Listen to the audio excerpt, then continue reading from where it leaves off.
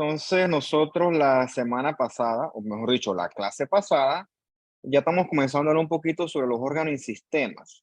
Entonces, esta vez vamos a hablar un poquito sobre el tracto gastrointestinal, que bueno, no es, yo sé que no, eso no tiene que ver directamente con la carrera de ustedes, pero como siempre les digo, esto es para que usted conozca ciertas generalidades, no es para que sea médico, es una cuestión que es bien general.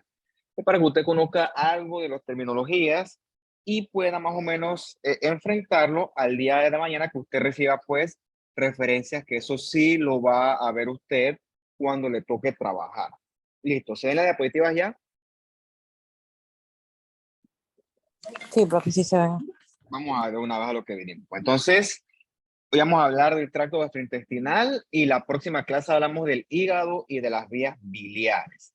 Entonces, vamos a hablar primero del esófago. La verdad es que el esófago es sitio de enfermedades. Usted sabe que el esófago, la función de él es el transporte de los alimentos y los líquidos que usted incorpora durante la alimentación. El esófago simplemente los transporta. El epitelio del esófago, al ser un epitelio tipo escamoso, no tiene ningún tipo de función ni en la digestión, ni tampoco en la absorción de estos alimentos. Es solamente un tipo de, es un tubo literalmente, un tubo que transporta estos alimentos para que vayan al estómago. O sea, en el estómago sí hay otras funciones que nosotros vamos a discutir más adelante. Entonces, aquí dentro de las enfermedades que nosotros discutiremos, vamos a hablar de enfermedades que son inflamatorias o reactivas y su contraparte neoplásica. El esófago puede ser sitio de enfermedades infecciosas, siendo estas más comunes en pacientes que tienen algún tipo de compromiso de su sistema inmune.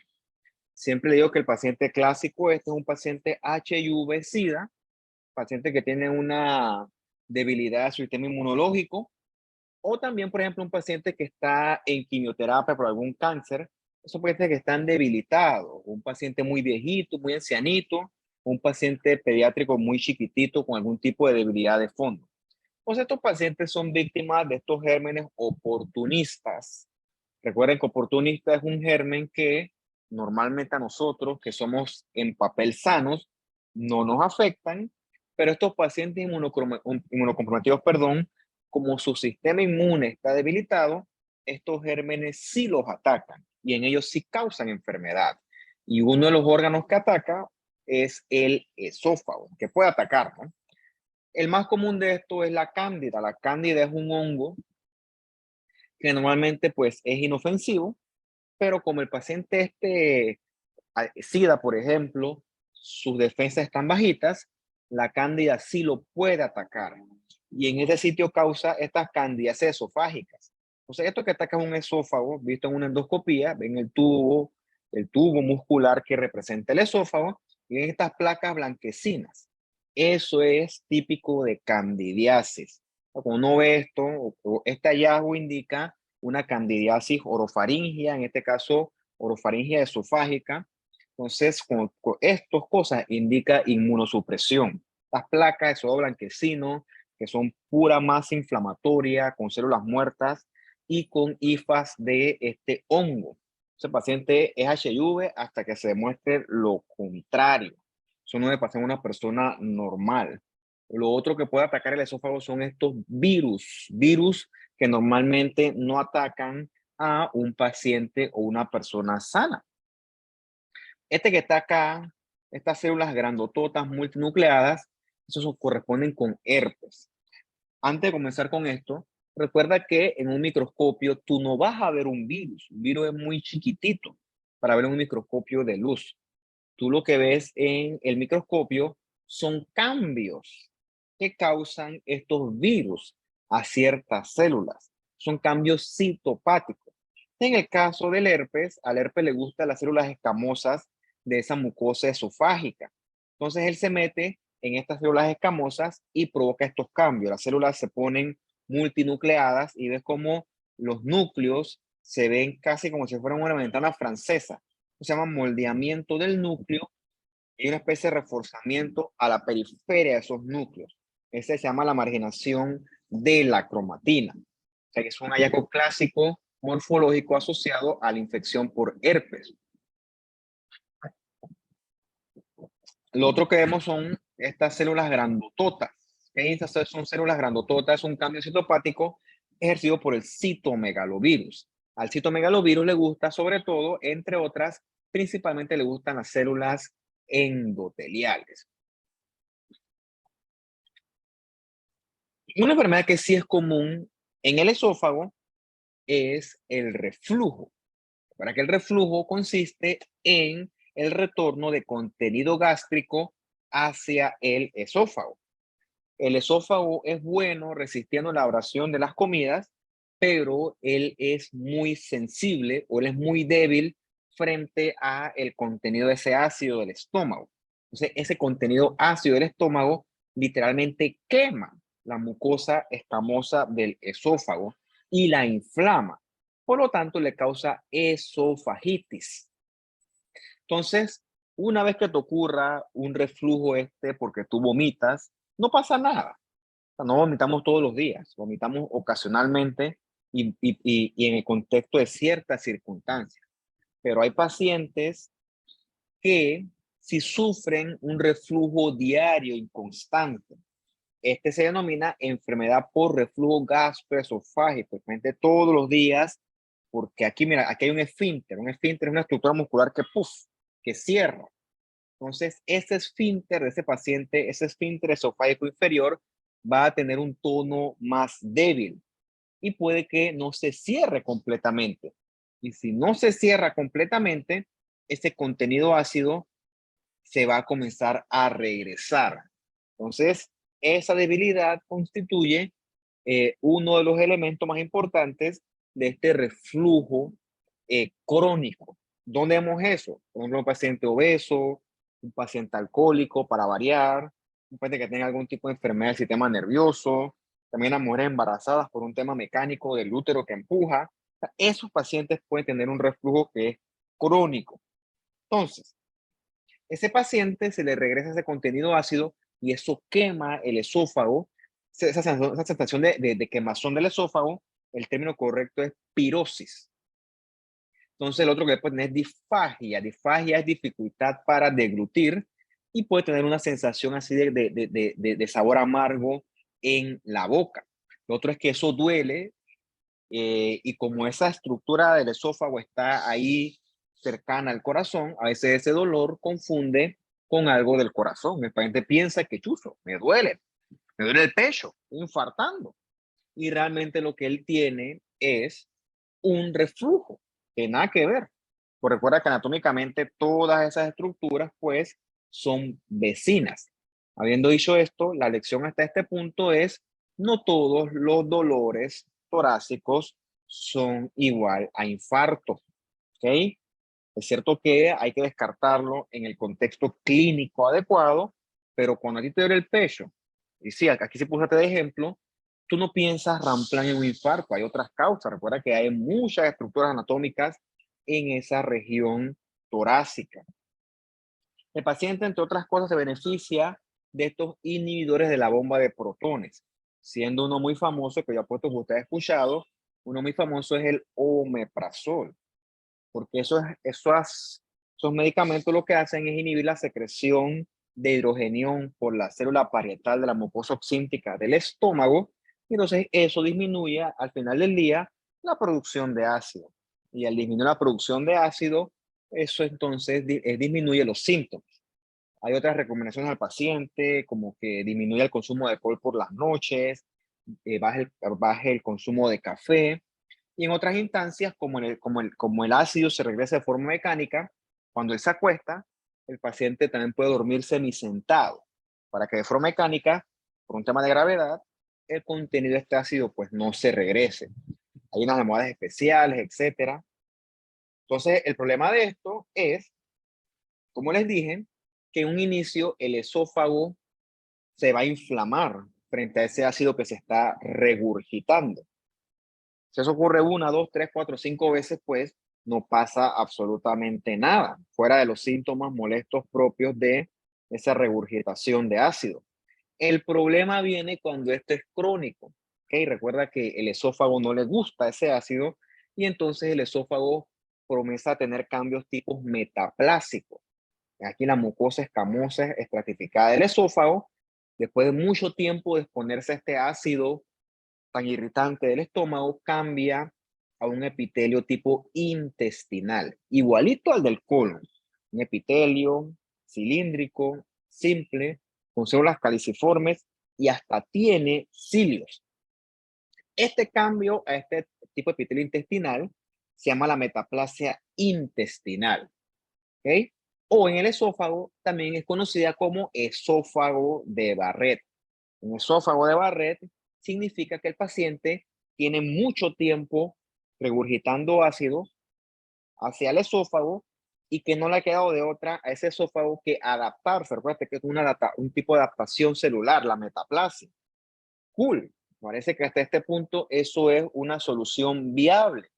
El problema es que esto aún es factor de riesgo importante para adenocarcinoma de esófago. O sea, si hasta este punto no se toma ningún tipo de medida terapéutica, en este caso un poco más agresiva, si tú le das chance, no te puedo decir exactamente cuánto tiempo, pero sí es cierto que esto puede progresar hacia un cáncer. Entonces, esto hay que tenerle mucho cuidado.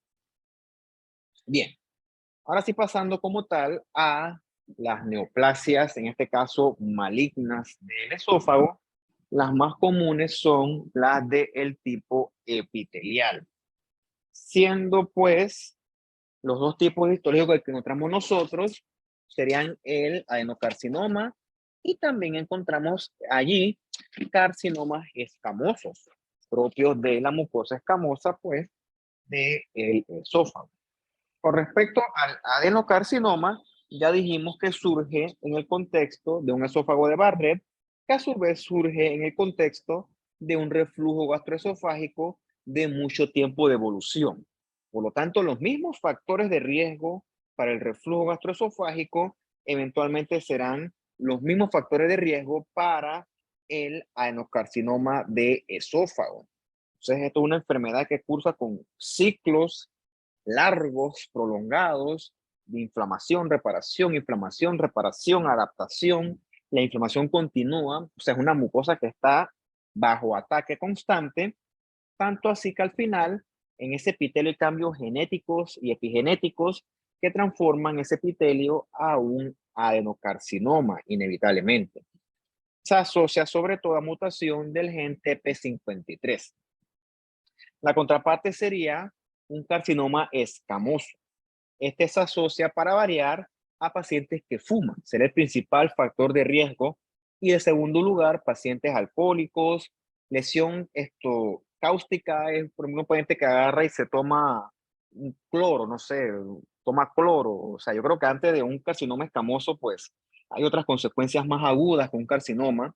Y lo otro que se asocia y que está descrito es el consumo frecuente de bebidas calientes. Ponte que tomas mucho café caliente o mucho té caliente. Bueno, mucho es mucho, ¿no? No es el café diario que te tomarás.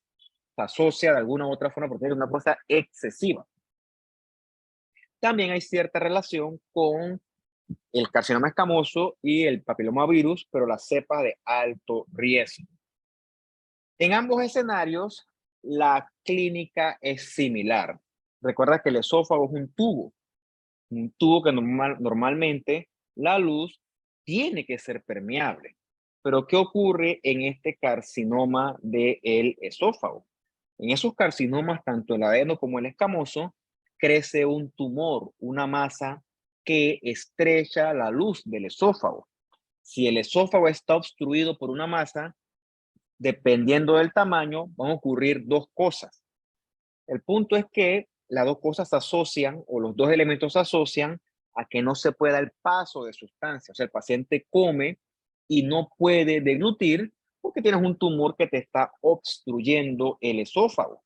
Por lo tanto, el paciente va a tener disfagia y odinofagia. Disfagia, que es dificultad para tragar, y odinofagia, que es dolor para ese tragar. O sea, el tipo va a tener problemas para comer. Por lo tanto, eventualmente va a bajar de peso. ¿Okay? Va a bajar de peso. Y lo otro es que él puede comer y por ahí mismo regurgita lo que él comió. Puede tener vómitos de alimentos no digeridos. Dependiendo del tamaño de ese tumor, la pérdida de peso puede ser de leve hasta cuando ya crece mucho, pues una pérdida de peso extrema, ¿ok? Porque si el esófago está bloqueado, el paciente no va a comer absolutamente nada. Digo, en mi experiencia, yo nunca he visto tumores. Lo que pasa es que el esófago es relativamente abordable, ¿ok? Es raro que se avance a una obstrucción del 100% del esófago. En estos tiempos es raro. Entonces, el tumor se aborda en estadios, perdón, relativamente, pues, tempranos, no cuando ya es un tumor que, puff, obstruye todo. Claro, habrá casos y cosas, pero pues no es la presentación habitual, un tumor que, puff, obstruye todo el esófago y el paciente está completamente obstruido, pues, gracias a la endoscopía, el seguimiento, el tamizaje, etcétera, no llegamos a esos estadios dramáticos de salida, afortunadamente. Bien.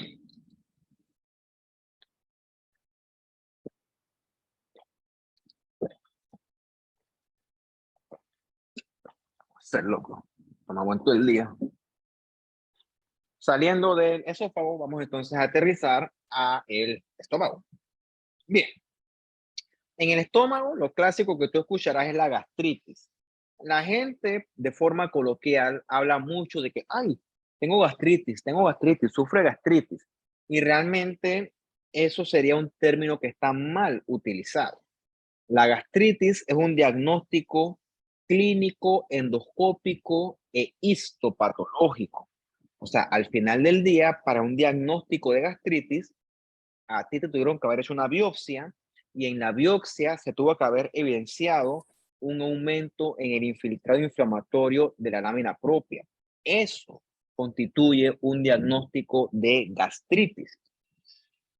La molestia que usted siente en el estómago, cuando por ejemplo son las 12 del día y usted no ha comido nada, eso se llama dispepsia o también le pueden llamar epigastralgia. Si usted agarra y después almuerza o come algo, un pancito, una galletita, y su molestia mejoró, eso nunca fue una gastritis.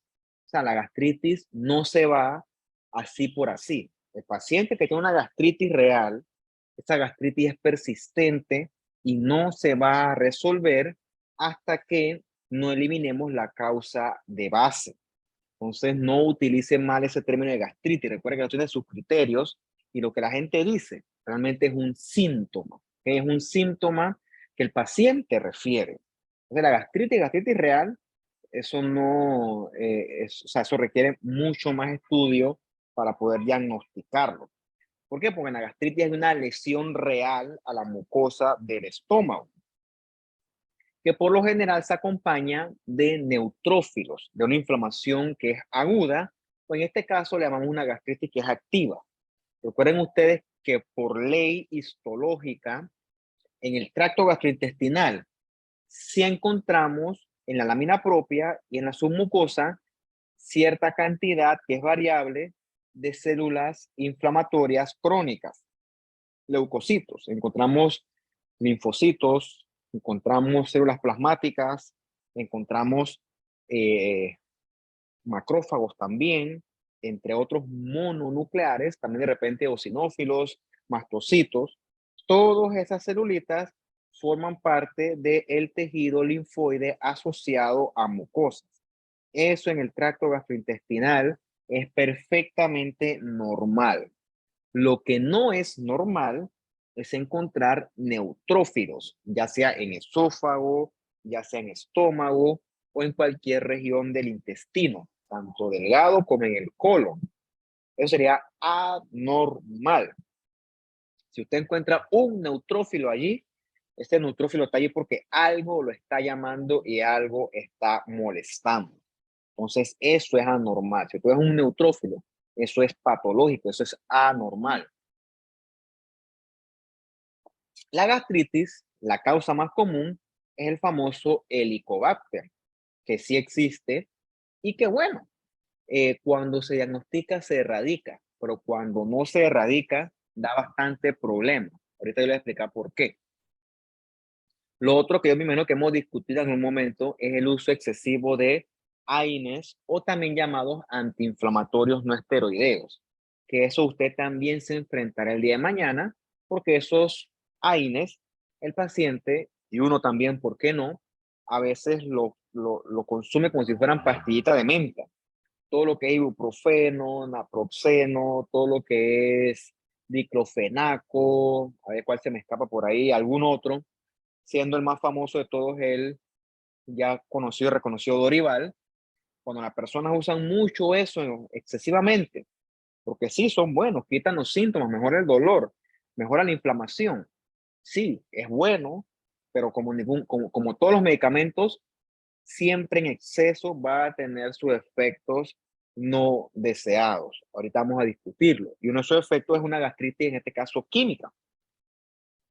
También paciente alcohólico puede tener gastritis, con un tema de irritación del alcohol en exceso, y está asociada al estrés. No es un estrés como el de ustedes. Estrés se refiere a un paciente hospitalizado, por ejemplo, que tiene una enfermedad debilitante de base. En este caso es un paciente metabólicamente estresado, ¿okay? Un estrés así emocional. Bueno, vamos a hacer énfasis en estas dos primeras, en el Helicobacter y en los AINE. La gastritis, por lo general, cuando está bien avanzada, duele bastante. Un dolor, ese epigástrico, ese dolor que te agarra y ese dolor no mejora. Un dolor agudo, punzante, bien molesto, que dependiendo si es por el Helicobacter, que es a toda mecha, es un dolor que hasta puede ser incapacitante. Y eso es bueno, porque cuando le duele mucho al paciente, el paciente busca ayuda, al paciente se le estudia y se le da tratamiento. Lo malo es que el paciente se aguante el dolor y ande por ahí haciéndose el macho man. Eso, desde el punto de vista propedéutico, se llama el paciente estoico. El paciente estoico es un paciente que aguanta dolor parejo, como si fuera algo bueno, cuando en realidad eso es algo bien deleterio.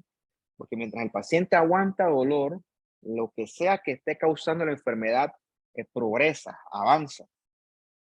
Y cuando ya el paciente estoico ya no aguanta más, el problema es que el paciente viene donde uno con una enfermedad descompensada, con una enfermedad avanzada. ¿Por qué? Porque el tipo dice yo aguanto dolor. Eso es común sobre todo en el interior, la gente ya es muy estoica y curiosamente, y eso sí estoy seguro que usted lo enfrentará en el futuro, sobre todo las mujeres en el interior. Esas mujeres se aguantan y se callan su dolor y ahí van. Y eso es malo, que eso es negativo. ¿Por qué? Porque cuando van a ver, tienes ya una enfermedad que está avanzada innecesariamente. Entonces, esta gastritis, eso coge y duele, el paciente ese que ataque, a usted le habrá pasado menos con los antibióticos, a veces eso da mucho. A veces que, yo me acuerdo cuando me sacaron las muelas del juicio, que estaba en la universidad y me tenían con antibióticos. Esos antibióticos me dan una gastritis, porque eso es muy irritante a la mucosa gástrica si los tomas sin alimentos. Sí molesta, ese es un dolor epigástrico muy molesto. También puede dar náuseas, puede dar vómitos. Y otra cosa, ¿no? Ese dolor epigástrico, para variar, al estar cerca del corazón, también puede confundir con un dolor tipo infarto. Entonces, ese es otro diferencial a descartar en el paciente con dolor torácico. Puede ser que el tipo piense que está infartándose y lo que tiene perfectamente es una gastritis. Se le da tratamiento y ¡tarán! Magia, el paciente mejora. Bien, si la gastritis sigue avanzando, la causa que sea puede agarrar la mucosa y comenzar a destruirla. Ya que como tienes la mucosa inflamada con neutrófilos y eventualmente esa mucosa se comienza a destruir porque lo que sea que está ahí molestando, por ejemplo un helicobacter, va a comenzar a inflamar más y más, al punto que la mucosa se puede ulcerar y el paciente puede tener un sangrado gastrointestinal. Cuando es en el estómago, por lo general, la sangre esa se digiere en el mismo estómago y el paciente suele defecarla en forma de melena. Las melenas son heces oscuras, negras, anormalmente malolientes que parece como si fueran alquitrán, ¿okay? Se llama melena, y eso te indica a ti que el paciente tiene un sangrado digestivo alto. O sea, eso es sangre digerida. Distinto a que si el paciente defeca sangre roja, rojita, así, sangre viva, pues significa que el sangrado está más abajo, debajo del estómago. Lo otro que puede pasar es que el paciente vomite sangre cuando es una úlcera que sangra activamente. Entonces, dentro del diferencial de un sangrado gastrointestinal está una úlcera secundaria a una gastritis. En este caso se llama una úlcera péptica. Bien, no subestimen la producción de ácido del estómago. El estómago es un lugar súper, hiper, recontra, archiácido. Tanto así que si usted logra tragarse un hueso, su estómago va a degradar ese hueso. Entonces la gente puede comer hueso y no le pasa nada, siempre y cuando lo mastiques bien. O sea, el estómago es tan ácido que puede hasta digerir hueso. ¿Okay? Sin embargo, el estómago, ¿cómo se protege de este superácido que él secreta, el ácido clorhídrico? Bueno, gracias a un moco protector que secreta sus células foveolares. Bien, con respecto a los AINES, recuerda que los AINES inhiben a la ciclooxigenasa en la cascada del ácido araquidónico. Entonces, esas ciclooxigenasas producen principalmente las prostaglandinas. Espérate, ya vi que alzaste la mano. Déjame cerrar la ventana que los carros no me dejan escuchar bien.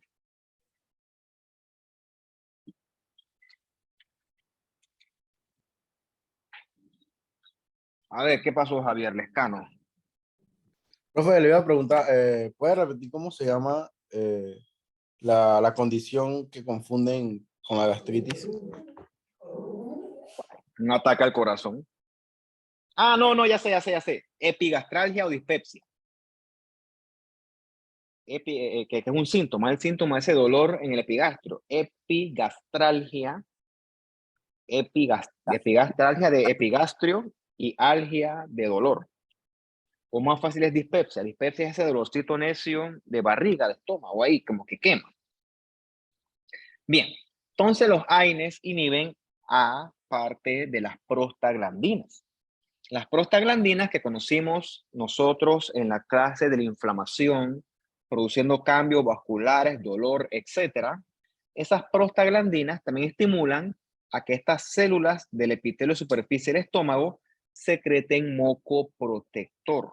¿Okay? Moco protector que crea una película que reviste o tapiza la mucosa del estómago y entonces eso lo protege de su propio ácido.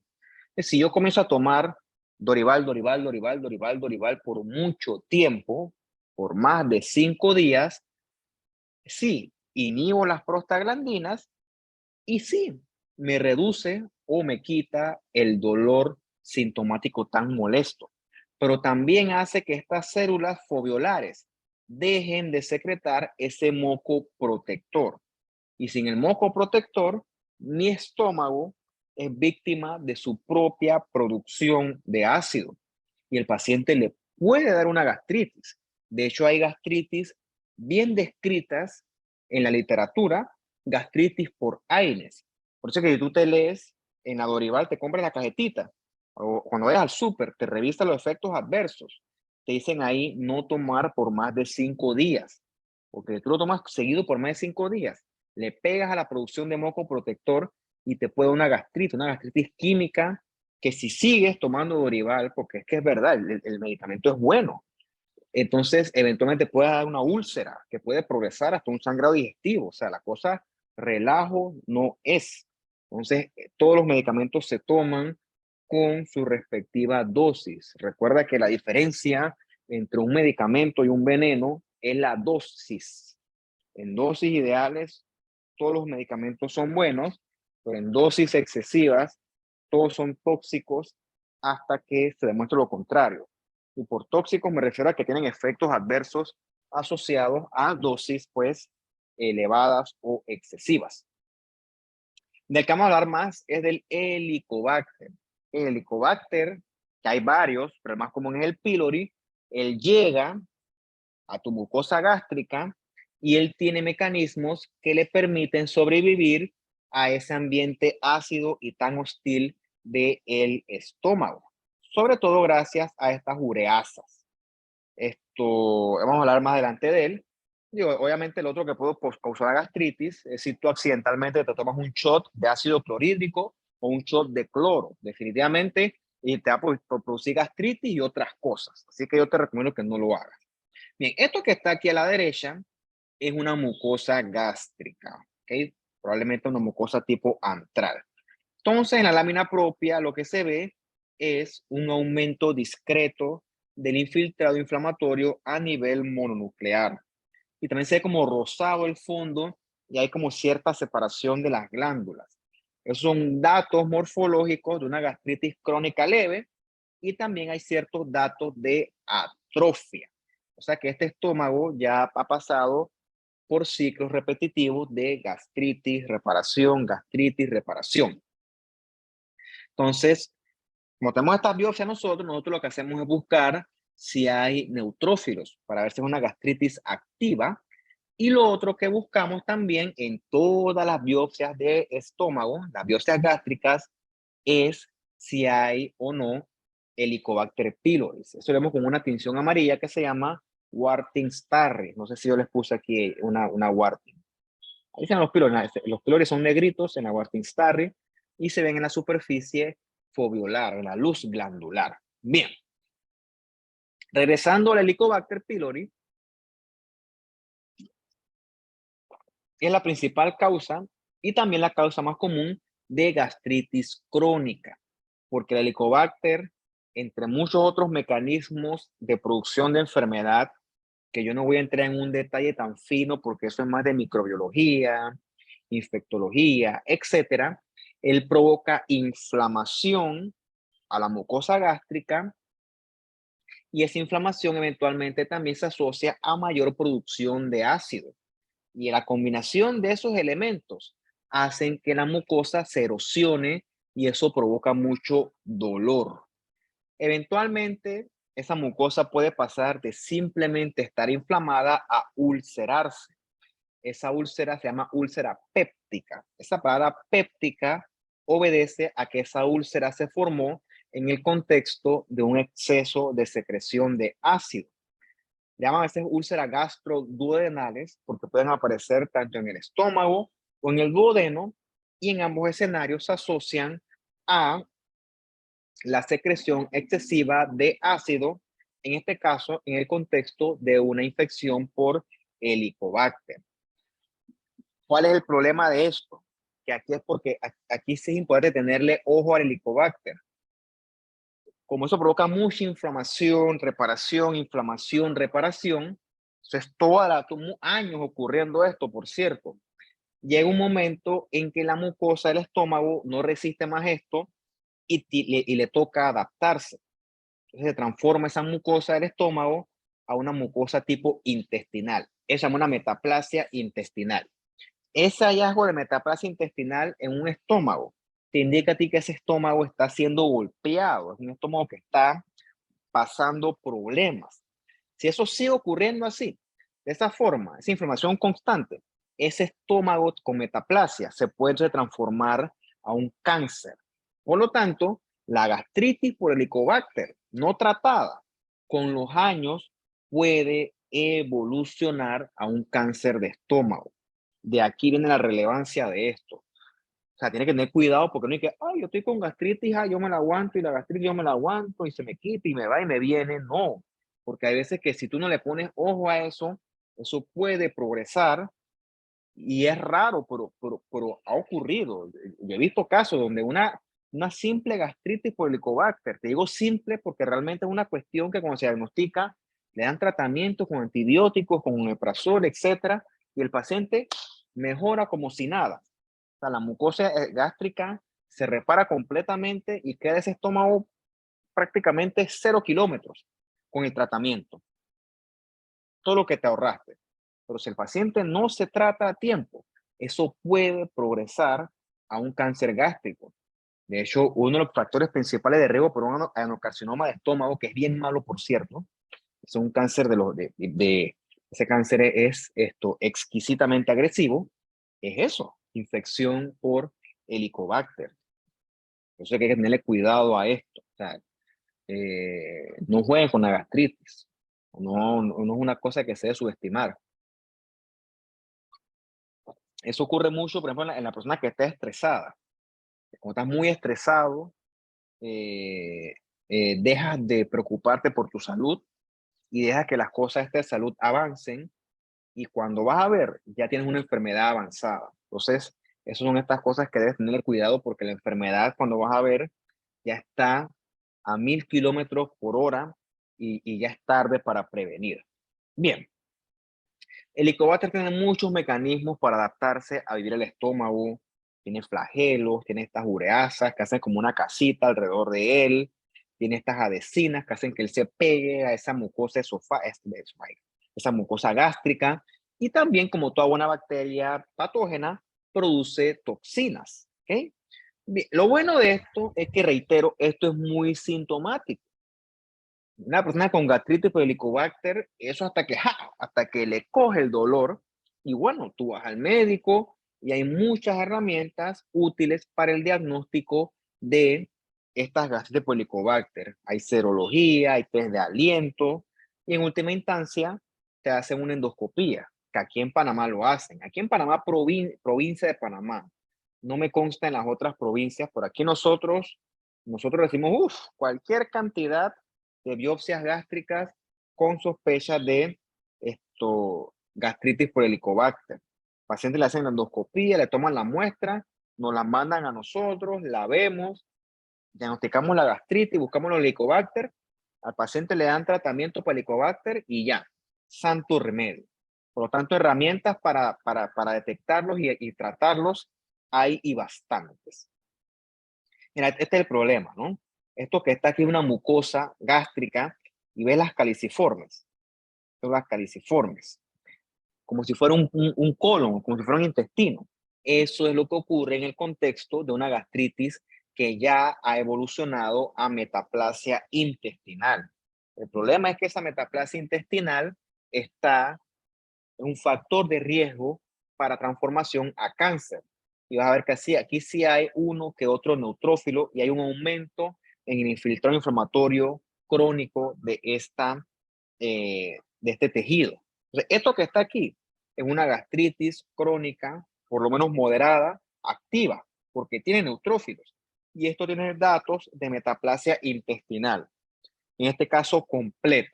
¿Okay? Hay metaplasias incompletas, completas, pero bueno, no voy a entrar en ese detalle, pues porque ustedes, pues, ya no les corresponde tan avanzado. Pero es para que veas que el epitelio es un caliciforme. Tú no debes encontrar caliciforme en el estómago, claro que no.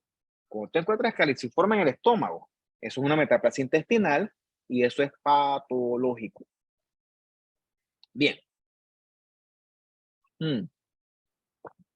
Aquí está la tensión esta amarilla. Esta es la tensión de Warthin-Starry. Tiene el epitelio foveolar y ve los palitos estos negros. Parecen como unos talingos, con mucha imaginación. Bueno, esos talingos son los Helicobacter. Nosotros ves aquí la mucosa, el epitelio, y ves cómo se lo están comiendo los neutrófilos. Eso te indica que tiene una inflamación que es activa. ¿Okay? A veces que hasta puede haber abscesitos con neutrófilos. Por supuesto que eso duele. O sea, los neutrófilos están destruyendo esas glándulas. Eso es muy sintomático.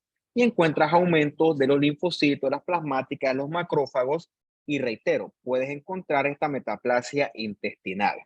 Todos esos son datos morfológicos que te indican a ti que ese paciente tiene una gastritis. El otro que hay que hacer es corroborar que haya o no presencia de Helicobacter. ¿Por qué? Porque algo está causando esto. No es normal que el paciente tenga neutrófilos en su mucosa gástrica. Lógicamente, si tú me dices a mí, no, es que yo tomo Dorival todos los días. Ah, bueno, entonces córtale el Dorival, basta con eso que te vas a matar solita, muchacho. Entonces, bueno, ahí tú haces el diagnóstico basado en historia clínica, y si hay Helicobacter, se le da tratamiento y mira, santo remedio. Pero si no, esto puede y es factor de riesgo y puede evolucionar hacia un adenocarcinoma de estómago. Ve aquí esta mucosa gástrica y es que se ve morada. ¿Por qué? Porque está todo inflamado el fondo. Todo el fondo está inflamado en el contexto de una gastritis. ¿Okay? Hay un aumento en la densidad de infiltrado inflamatorio y lo más seguro es que si bajamos y buscamos, también vamos a encontrar neutrófilos. Entonces, esto es una gastritis por Helicobacter hasta que se demuestre lo contrario. Entonces, la gastritis, ya sea por Helicobacter o Aedes, eventualmente se puede complicar, se puede ulcerar ese epitelio y entonces eso puede sangrar. Son las famosas úlceras pépticas. Cuando tú ves esta úlcera en el microscopio, se ve como tejido de granulación. Ves neutrófilos con tejido fibroso, con fibroblastos y acompañado de formación de vasitos. Por suerte ya no ocurre, pero antes una complicación que había es que esta úlcera se podía, se perfora. Entonces es una urgencia quirúrgica. ¿Sí? Pero eso es extremadamente raro que ocurra hoy en día. También otra consecuencia de una gastritis por Helicobacter que no se maneja a tiempo. Ve la úlcera aquí, ves el exudado ese verde propio de la úlcera. ¿Okay? Entonces eso por lo general, hay veces que sangran, hay veces que no. Lo cierto es que si no corrige la causa de base, esto no va a mejorar. Mira, esto que está aquí bien bonito, esto es un estómago, pero en este caso con una tinción de Alcian Blue. ¿Ves lo bonito que se ven las caliciformes azulitas? Bien bonitas, redonditas. Esa tinción de Alcian Blue te permite ver las caliciformes si es que tienes dificultad para encontrarlas por H y E.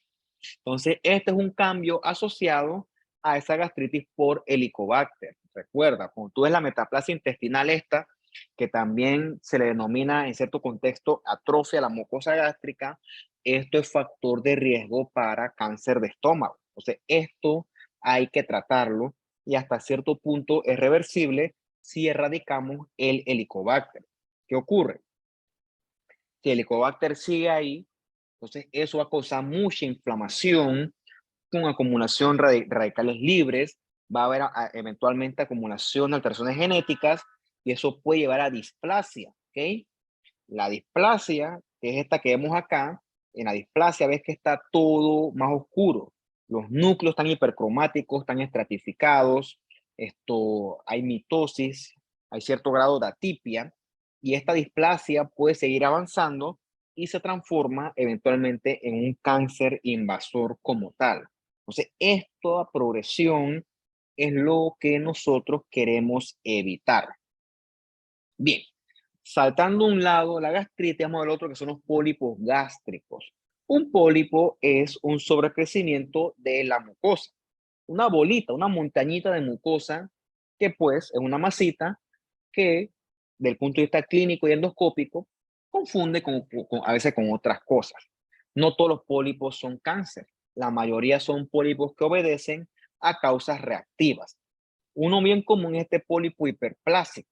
El pólipo hiperplásico surge en el contexto de una gastritis crónica.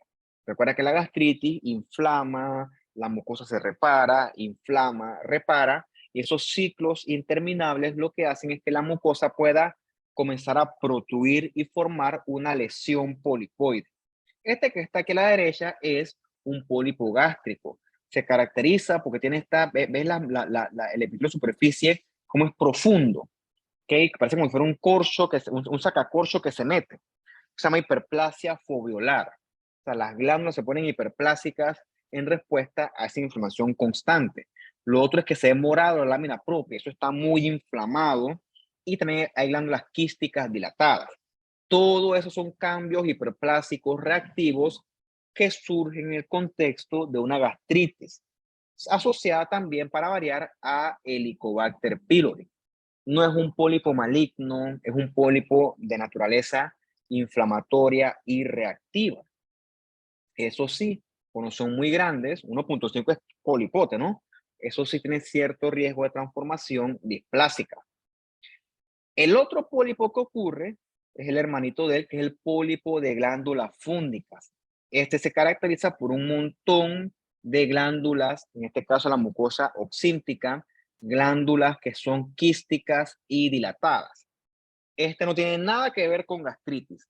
Este pólipo de glándulas fúngicas surge en el contexto de un paciente que todos los días toma omeprazol, omeprazol, omeprazol, que eso no está mal, por cierto, pero eso se toma en contexto de enfermedad de base, se asocia a ese uso excesivo de inhibidores de la bomba de protón. ¿Okay? Eso estimula mucho la producción de gastrina, bajan la acidez y a su vez hacen que estas glándulas tengan estos cambios morfológicos. Son glándulas quísticas, ¿verdad? Un pólipo de glándulas fúngicas que realmente no tiene ningún tipo de connotación maligna, un pólipo perfectamente benigno. El problema pues es que confunde y bueno, hay que descartarlo. Y ese descarte es trabajo de nosotros los patólogos. Bien. Este que está aquí a la derecha, esto sí es un adenoma. Recordemos la clase de las neoplasias, el adenoma, como dice la palabra, adeno, de glandular, oma, de tumor hasta este punto benigno, que es una proliferación glandular displásica, pero que aún no es invasora y que puede tomar la apariencia de un pólipo. Por lo general surge en el contexto de una gastritis de larga data que progresa a metaplasia intestinal. Pues aquí lo que ves son núcleos hipercromáticos, parece como unos lapicitos, con unos cigarrillos. Núcleos hipercromáticos con estratificación, puede haber aumento de las mitosis, etcétera. Entonces, eso indica que hay displasia por lo menos leve. Entonces, cuando tú ves estas cosas aquí, bueno, esto ya es una lesión premaligna, ¿ok? Esto hay que tener cuidado porque esto puede progresar a un cáncer si se le da chance. Entonces, para tratarlo, ¿qué hay que hacer? Hay que irnos a ver qué lo está causando y por lo general, reitero, es una gastritis que no se ha manejado. Bien, ahora sí vamos a pasar a un poquito del cáncer de estómago como tal, siendo el adenocarcinoma el tipo histológico más común por lejos, en más del 90%. ¿A qué se asocia? De primero porque es aquí bajos estatus socioeconómico. ¿Por qué? Porque por lo general, en el contexto del libro que es gringo, el acceso a los servicios de salud en un país anglosajón como los gringos requiere billete y requiere plata. Por lo tanto, la gente pobre con una gastritis por helicobacter le es muy caro visitar un hospital público si es que lo consigue. Por lo tanto, esa persona al no tener el suficiente recurso económico, pues suele tener enfermedades que progresan que en papel son prevenibles. Averíguate tú, ¿cuánto cuesta una endoscopía en los Estados Unidos? Pero ojo de tarea. Con una compañera que me dijo al principio del curso que ella es alérgica a Panamá. Lamento decirte yo que en Panamá tenemos un servicio de salud público que nos protege bastante. En Panamá hasta a los piedreros los atienden en el Santo Tomás. A los piedreros, para que te caigas para atrás. Tú no ves eso con los gringos. ¿Okay? Los gringos, el que no tiene acceso y no tiene para pagar un sistema de salud, se va a joder. Y tú disculpa la palabra. Sin embargo, aquí tú encuentras a un país chiquitito que el que tenemos, pero encuentras aquí un recurso, una tecnología que es anormal para la región. No creas que Panamá está en los pañales. Panamá regionalmente, en comparación con nuestros vecinos, Panamá tiene un montón de recursos a nivel de la salud institucional. ¿Qué pasa? La gente se queja de que en el hospital público es feo, hay que hacer fila, la gente es grosera, el hospital es viejo. Todas esas cosas son verdad. Pero recuerda que un hospital no es un hotel. Un hospital tú vas a buscar atención y créeme que la gente dice, ay, no, que yo fui al cuarto de urgencia, me pusieron una camilla y nada más me pusieron una venoclisis. Nada más, ¿tú crees que es poca cosa? ¿Quién le dijo a la persona que una venoclisis es poca cosa? Tú no sabes qué le están poniendo ahí. Créeme que un hospital privado, brother, espéralo sentado. ¿Okay? Y esa crisis se dio sobre todo con el COVID. Les recuerdo a ustedes, ¿quién resolvió el COVID? El Hospital Nacional, Junta Pacífica, con los grandes lords de la medicina. Eso fue lo que resolvió el COVID. No, señor, aquel COVID lo resolvió la salud institucional. Primero la Caja de Seguro Social y segundo el Santo Tomás. Esos fueron los centros que resolvieron el COVID.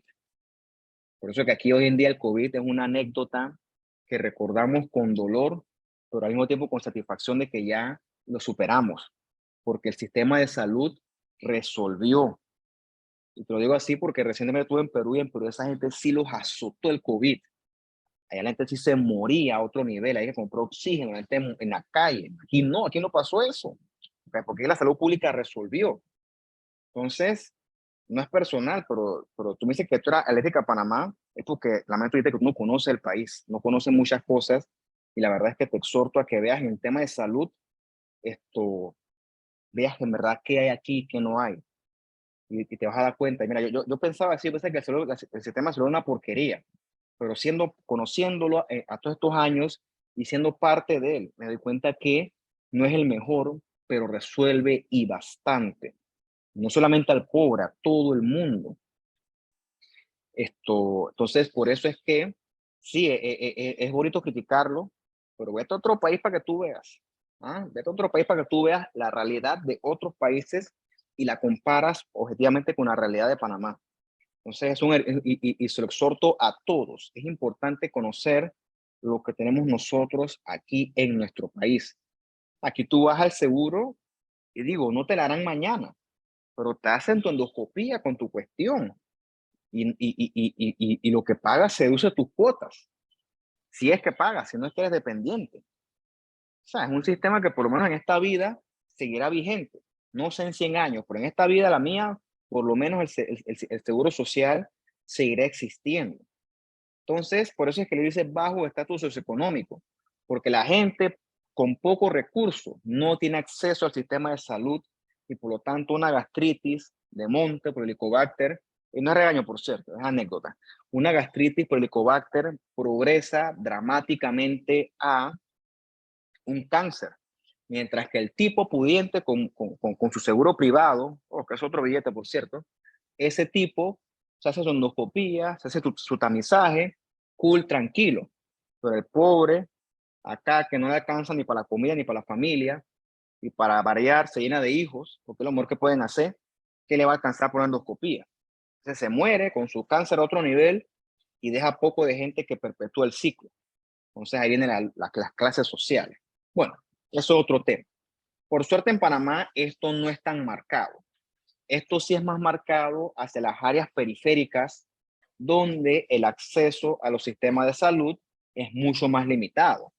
Pero es que, oye, no puedes tener un hospital de la magnitud del complejo en todas las provincias.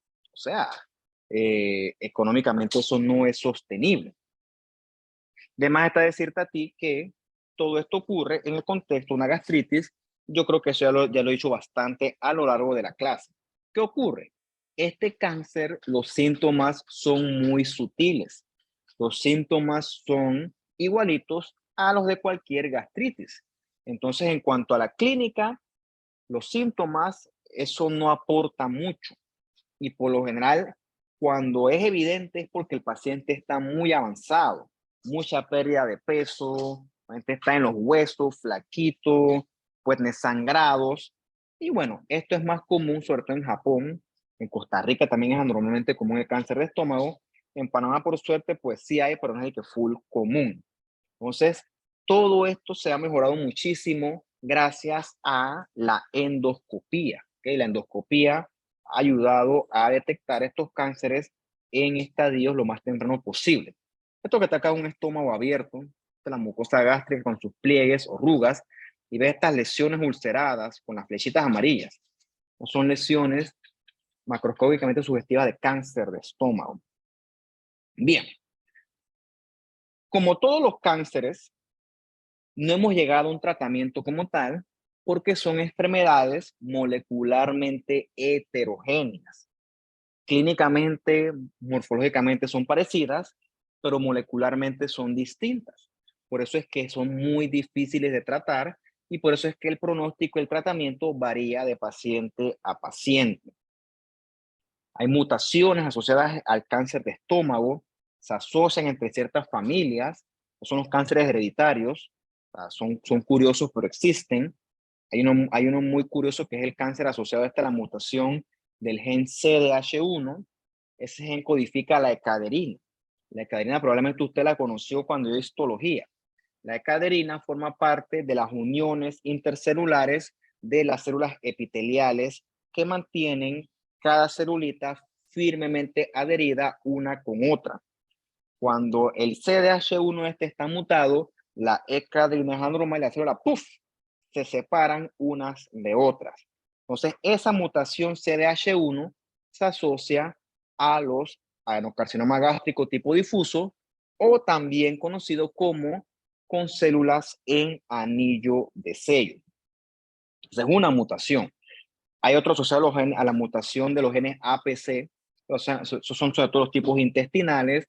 Hay mutaciones también aquí epigenéticas, TP53, y todas estas que usted ve acá. O sea, son muchas. O sea, molecularmente, el cáncer de estómago y el resto de los cánceres son cánceres molecularmente bien heterogéneos. Eso me interesa que usted lo tenga claro.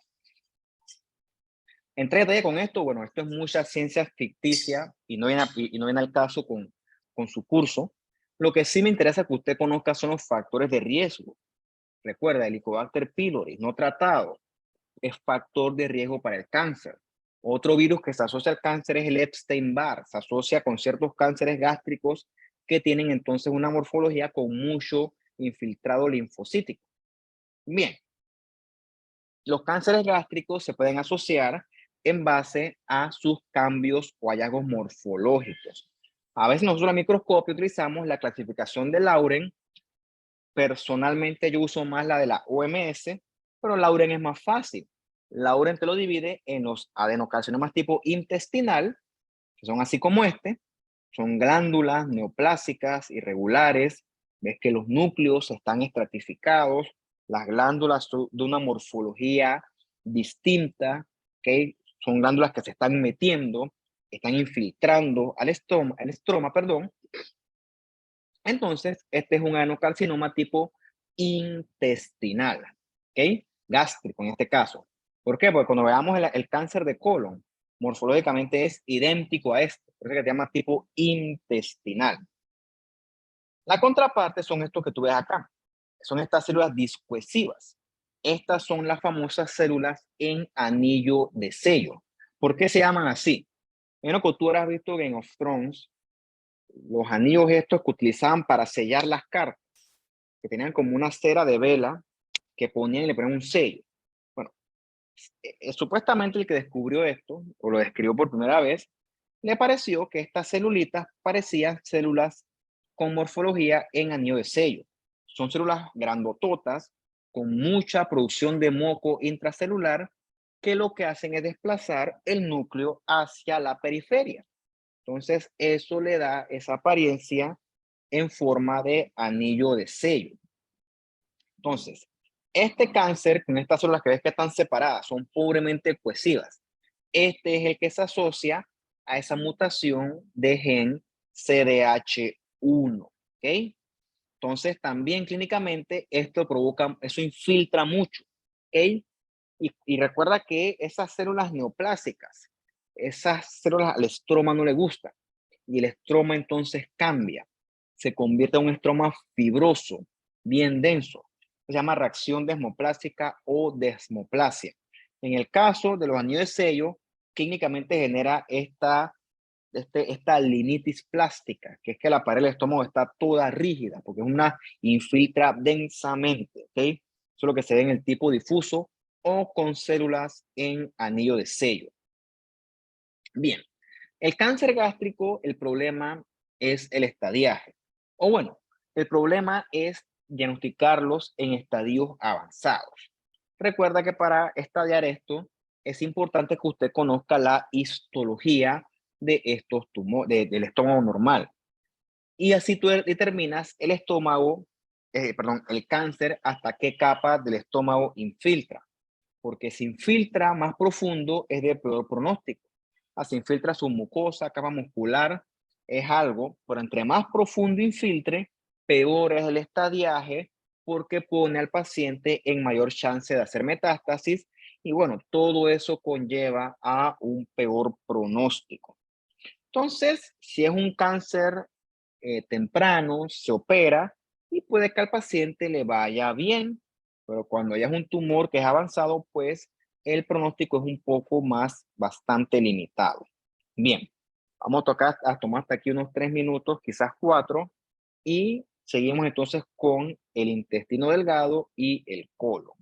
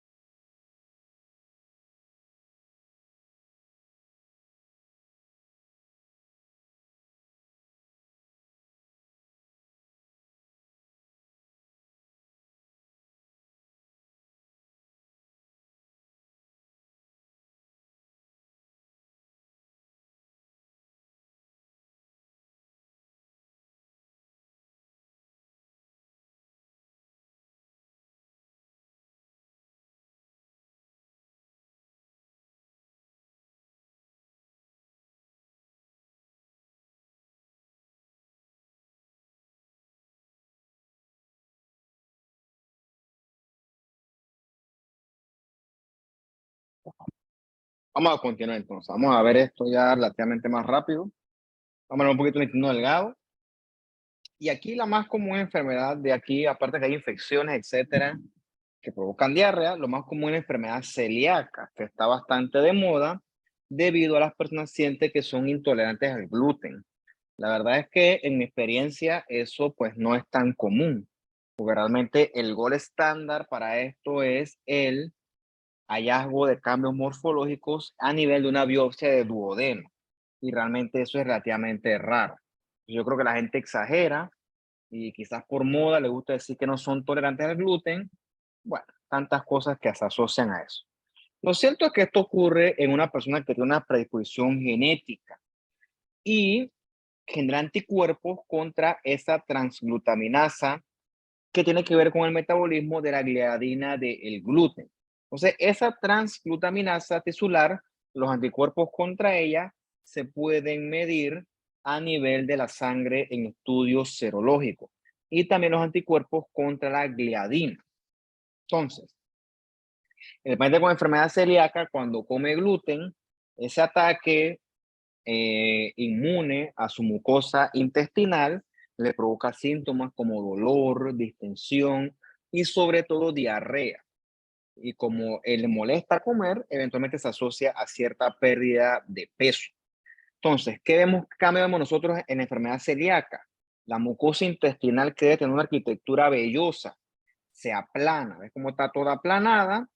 Hay aplanamiento de las vellosidades y lo más importante es el hallazgo de linfocitosis intraepitelial. Hay aumento en la cuenta de los linfocitos intraepiteliales. O sea, hay un número mágico que uno los cuenta, pero bueno, eso es con la biopsia, etcétera. Eso es necesario para un adecuado diagnóstico de una enfermedad celíaca. Sin eso, eso es otra cosa, ¿ok? Por eso yo te digo que es más rara y yo creo que por moda está sobreestimada hoy en día. La mucosa intestinal que está toda aplanada. Eso es porque la mucosa es atacada por los linfocitos T, sobre todo, cuando hay reacción contra el gluten. La mucosa se aplana y como está aplanada, absorbe menos. Y como absorbe menos, va entonces a haber mala absorción. Y con esa mala absorción va a haber también bastante diarrea. Bien, y vamos a ver la última sección, que es un poquito, pues, algo voluminosa, creo yo, espero que no, que es sobre las enfermedades del colon. Lo primero que vemos son los divertículos.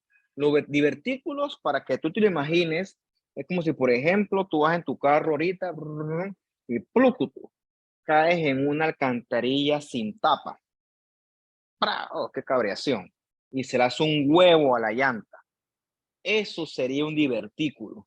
Un divertículo es una herniación de la mucosa del colon que ocurre cuando hay un exceso de presión a este segmento del intestino.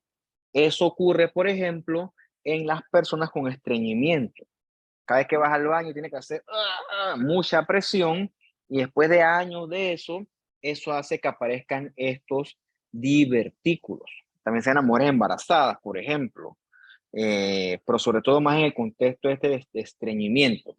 Bien, del punto de vista clínico, los divertículos son asintomáticos, hasta cierto punto son inofensivos. El problema es que se pueden inflamar y si se inflaman pueden perforarse, o sea, una enfermedad diverticular complicada. Lógicamente, cuando ocurre eso, el paciente, el manejo hasta puede ser quirúrgico, hay que operarlo. ¿Ven los huequitos eso? Todos esos huequitos son los divertículos que el paciente vive con eso como si nada, perfectamente normal. El problema es cuando se perforan o se inflaman y entonces provocan dolor abdominal. Otra enfermedad que agarró mucho auge también es la enfermedad inflamatoria intestinal. Recordemos que nuestro colon está lleno de una cantidad impresionante de bacterias, pero estas bacterias viven con nosotros y son bacterias entre comillas buenas. Nosotros le proveemos una casita y esas bacterias hacen cosas beneficiosas por nosotros, como por ejemplo, ayudar a producir ciertos elementos, moléculas, etcétera, nos defienden en caso de que otro patógeno aparezca. Tenemos una relación bien sana con esa microbiota intestinal. La teoría de esto dice que supuestamente existe una alteración en ese balance y entonces nuestro sistema inmune va a comenzar a atacar a esa flora normal intestinal y entonces eso se va a traducir en enfermedad. Porque el problema es que las bacterias no se van a ir y tu cuerpo entonces va a estar constantemente, por así decirlo, en guerra. Las dos enfermedades que constituyen este espectro son la enfermedad de Crohn y la colitis ulcerativa. Entonces se asocia a predisposición genética, se asocia a factores inmunes y por supuesto también se asocia a estas bacterias que viven en nuestro colon. La primera que vemos es la enfermedad de Crohn. La enfermedad de Crohn se caracteriza porque puede afectar cualquier parte del tracto gastrointestinal, del tubo digestivo, desde la boca hasta el ano. Entonces las lesiones son discontinuas y en parche. Entonces, a nivel del colon puede haber este cambio que se llama mucosa en empedrado. Se parece como cuando la mucosa, cuando tú vas al casco viejo, que el piso son de puros adoquines. Bueno, así más o menos es esta mucosa totalmente anormal del colon. Esa mucosa en empedrado es hemorrágica, tiene úlceras, tiene fístulas, y ese empedramiento, si es que esta palabra existe, se da porque hay mucha inflamación constante con reparación que provoca estos cambios morfológicos. Entonces, en el Crohn, nosotros vamos a ver que hay inflamación de la mucosa, la submucosa, la capa muscular, o sea, afecta a todas las capas. Por eso se llama una inflamación que es transmural. Lo que vamos a ver a nivel microscópico es que la misma mucosa va a tener cambios, ¿ok? Las glándulas, se llama distorsión glandular, que es un cambio crónico, va a haber inflamación aguda con formación de abscesos y también con criptitis, va a haber formación de granulomas secundarios, a la mucina que se libera cuando se rompen las glándulas porque están inflamadas. Eso provoca formación de granulomas tipo púrpura extraño. Y la inflamación, reitero, agarra todas las capas. Por eso es una inflamación transmural. Mira aquí en este colon, cómo meten el estilete y se ve una úlcera que atraviesa todo. Una úlcera que hace un trayecto fistuloso. Una fístula es una lesión que comunica una estructura anatómica con otra, que está tan ulcerado que comunica una estructura anatómica con otra. En este caso, por ejemplo, hay bien descritos una úlcera del colon que hace una fístula con vejiga. Entonces, el contenido del colon, o sea, las heces, pasa a la vejiga y la persona tiene mucha infección de vías urinarias. También se ha visto fístulas de colon con vagina. Por lo tanto, el material del colon, o sea, las heces, pasan a la cavidad vaginal. O sea, eso se asocia, o sea, eso se ve en la enfermedad de Crohn. Entonces, son muchos tractos fistulosos. Mira esta mucosa del colon toda inflamada. Mira esta se llama una úlcera, esta aftosa aquí, una fisura, todo inflamado, puro tejido de granulación. La arquitectura está totalmente borrada, está totalmente inflamado. Eso ocurre en el contexto del Crohn. Ve aquí las glándulas, cómo están todas quísticas, dilatadas, irregulares. Esa es la distorsión glandular. En la luz glandular llena de neutrófilos. Estos son los famosos abscesos de la cripta. Bien. Lógicamente, como eso está todo ulcerado, eso sangra. Por lo tanto, el paciente puede tener diarrea con sangre, puede tener incontinencia, que es que el tipo o la persona tiene que correr al baño porque no puede aguantarse las ganas de defecar. El paciente puede tener fiebre, dolor abdominal. Es muy sintomático y es muy molesto. Puede tener estas fístulas que ya te mencioné. Puede perforarse ese colon y también hay manifestaciones extraintestinales. en ojo, en piel, en articulaciones. Y como este paciente, esa mucosa está tan inflamada, también esto conlleva un factor de riesgo para displasia y también adenocarcinoma. Esa es la importancia de vigilar periódicamente a estos pacientes con enfermedad de Crohn. La contraparte es la colitis ulcerativa, como dice la palabra, colitis. O sea que esta se va a limitar a el colon, a diferencia de la anterior que agarraba todo el tubo digestivo. Esta de acá se limita al colon. En este caso, también las lesiones son continuas, son difusas. Ve aquí cómo está toda esta mucosa hemorrágica, llena de pseudopólipos. Pero importante aquí es que la lesión se limita sobre todo a las capas superficiales, o sea, hacia la mucosa, y como es aquí, rara vez afecta la capa muscular y no debe haber granulomas. Entonces, esto ocurre en el contexto de una colitis ulcerativa. Afecta al colon, son lesiones continuas, hay pseudopólipos, hay hemorragia, pero por lo general eso es una cuestión, la afectación es superficial. Lo ves acá, ¿no? Ves acá cómo está arriba toda la mucosa superficial ulcerada, con cambios en la arquitectura. De acá arriba no se ve mucha cosa. Lo que se ve es que la submucosa abajo está relativamente conservada. Hacemos más aumento y ves aquí cómo está esta glandulota quística dilatada y llena de neutrófilos. Eso es un absceso críptico, un absceso de la cripta. Bien. Esta es otra complicación de la colitis ulcerativa, que es el megacolon tóxico. El colon, la parte está nerviosa, hay disfunción neuromuscular y el colon se paraliza y se dilata todo. Ese colon no sirve para nada y no queda otro que operarlo. Se llama megacolon tóxico. Bien, en esta también, como está todo eso sangrón, hay diarrea con sangre, hay mucho dolor, hay mucha molestia, la enfermedad a veces aparece, desaparece, o sea que hay periodos de activación, hay periodos de remisión, es esporádico, así, perdón, es episódico.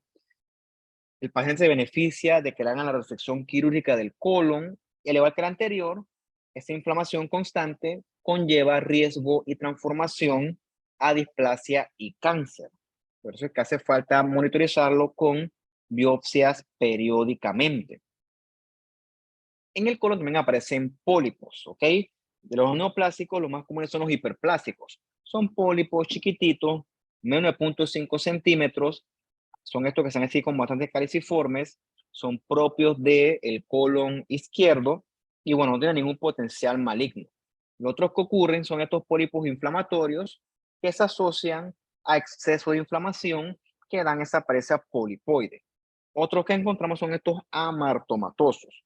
Un amartoma, perdón, es un sobrecrecimiento de los tejidos normales de una región anatómica dada. Personalmente, para mí, ese concepto o ese término de amartoma se presta para mucha confusión. Por eso es que no me gusta usarlo. Por estos pólipos amartomatosos lo que crece es mucho músculo, y el pólipo es grandotote, como si fuera pues un arbolito de puro músculo rodeado de mucosa. Entonces, por lo general estos pólipos son sindrómicos, son raros, pero sí están bien descritos. Bien. Con respecto a los pólipos neoplásicos, es súper común estos adenomas, nosotros los vemos a cada rato, son pólipos que tienen una displasia que la mayoría son displasia leve, ahorita yo te los enseño.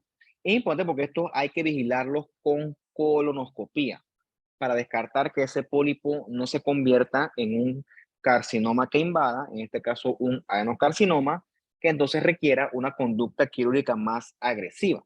Entonces, esto es clásico de esos adenomas con displasia leve. Ves que se ve la biopsia se ve negra. ¿Por qué? Porque se pierden las caliciformes, se llama depresión de la mucina y ocurre en el contexto de una pérdida de la maduración. Lo otro que se ve es estratificación de los núcleos, va a haber aumento de las mitosis. Todo eso son hallazgos de displasia, en este caso leve. Esto ocurre en el contexto de un adenoma con displasia de bajo grado, que es bien común.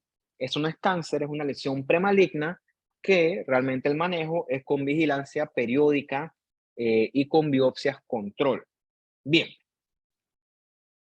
Ya para terminar, esta parte si nos va a tomar algo de tiempo, es el adenocarcinoma colorectal o el cáncer de colon. Este sí es estadísticamente bien común, es la neoplasia maligna del tracto gastrointestinal más común, provoca mucha muerte y mucha enfermedad a nivel mundial. Ves este colon abierto aquí, ves la mucosa gástrica y ves el tumor tumor exofítico, friable, hemorrágico, se puede ulcerar, y el problema es que esos tumores crecen tanto a veces que obstruyen el colon y el paciente va al cuarto de urgencias con una clínica de obstrucción intestinal y cuando van a ver acá en patología, lo que tiene es un cáncer. Caracoles, ¿no? Eso es relativamente bien común. Como es una urgencia, no hay preparación y cuando ya en esos colon nosotros los abrimos y te puedes imaginar qué encontramos adentro de esos colon. ¿Ok? Te puedes imaginar. Es una enfermedad que sobre todo se asocia a estilos de vida. Supuestamente lo asocian mucho a las dietas pobres en fibra. Digo supuestamente porque no es que es una ciencia absoluta, pero les voy a resumir lo que yo he leído. La fibra hace que usted genere mayor volumen de materia fecal. Al generar mayor volumen de materia fecal, usted defeca con más frecuencia. Eso es lo que debe ser fisiológicamente correcto.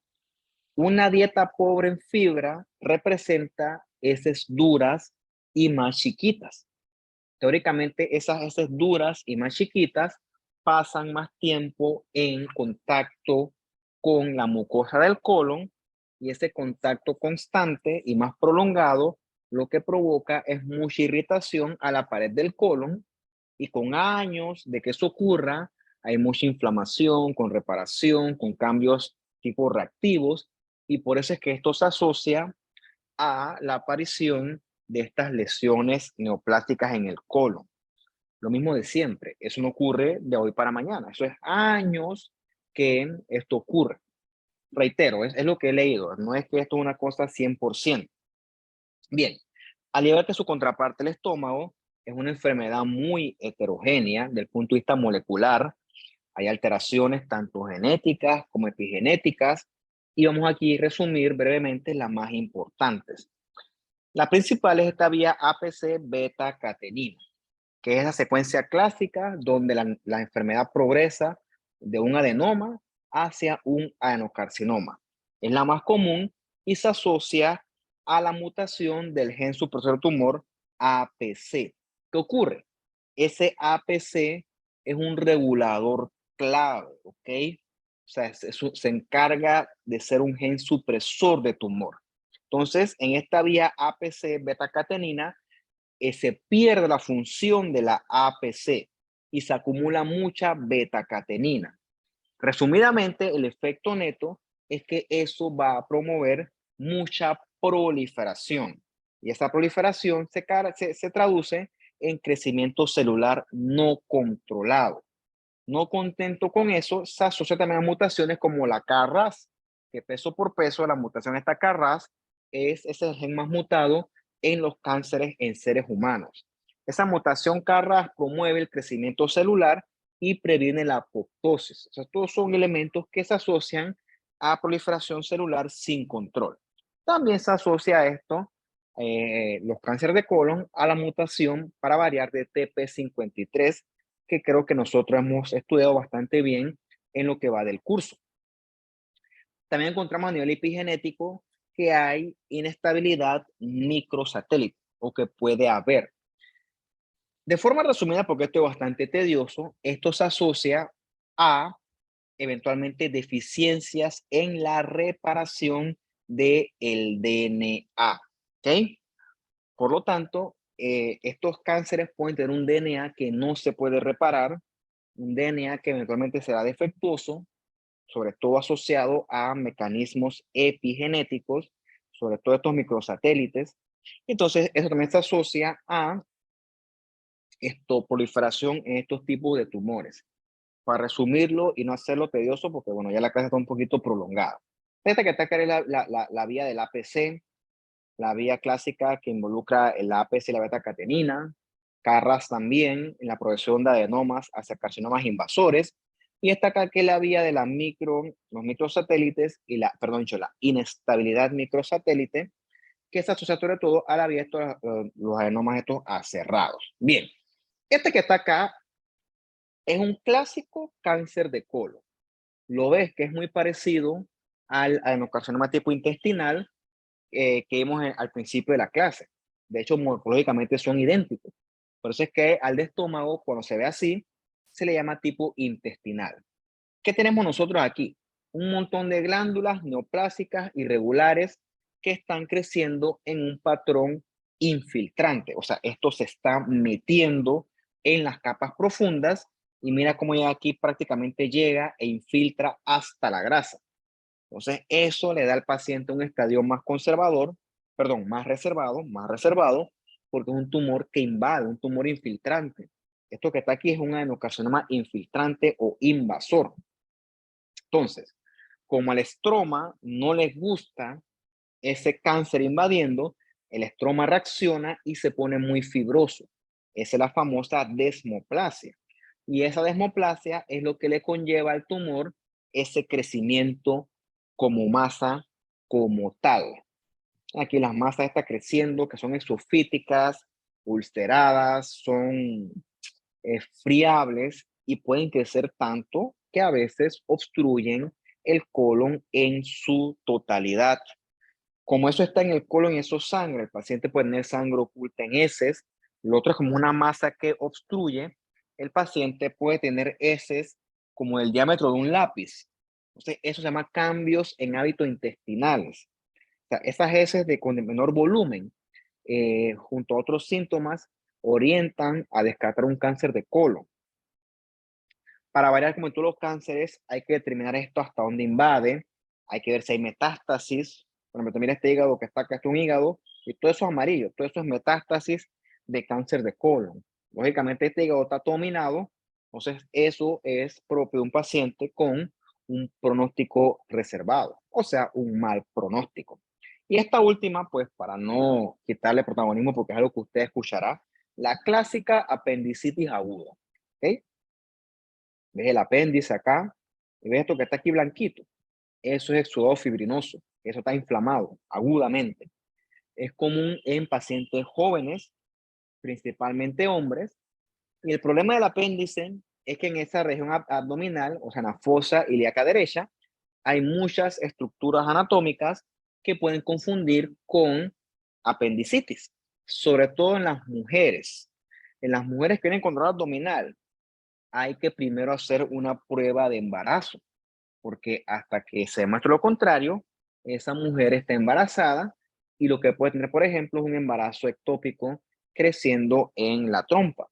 Lo otro que confunde con apendicitis es una inflamación de la trompa de falopio, en contexto, por ejemplo, una enfermedad pélvica inflamatoria. O lo otro también es que supuestamente durante la ovulación hay cierto dolor que puede confundir con apendicitis. Digo supuesto porque pues yo no soy capaz de describir eso objetivamente.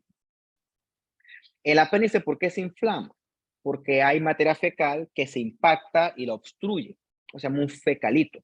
Eso hace que los tejidos del apéndice se inflamen y sufran isquemia. Y eso hace que todo esto se inflame y se complique con sobrecrecimiento bacteriano. Parece una tontería, pero esto se puede perforar, al paciente le da una peritonitis y si no lo operas, el paciente se puede y se va a morir. ¿Okay? Cuando tú lo abres esto, la apéndice está toda inflamada, llena de neutrófilos, de abscesos neutrofílicos.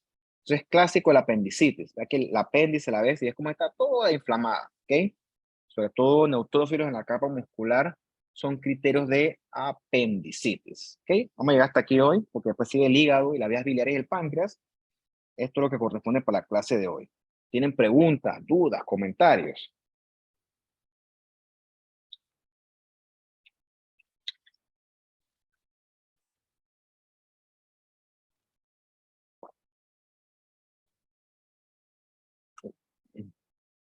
Bueno, jóvenes, si no hay preguntas ni comentarios, entonces vamos a hablar hasta aquí por hoy.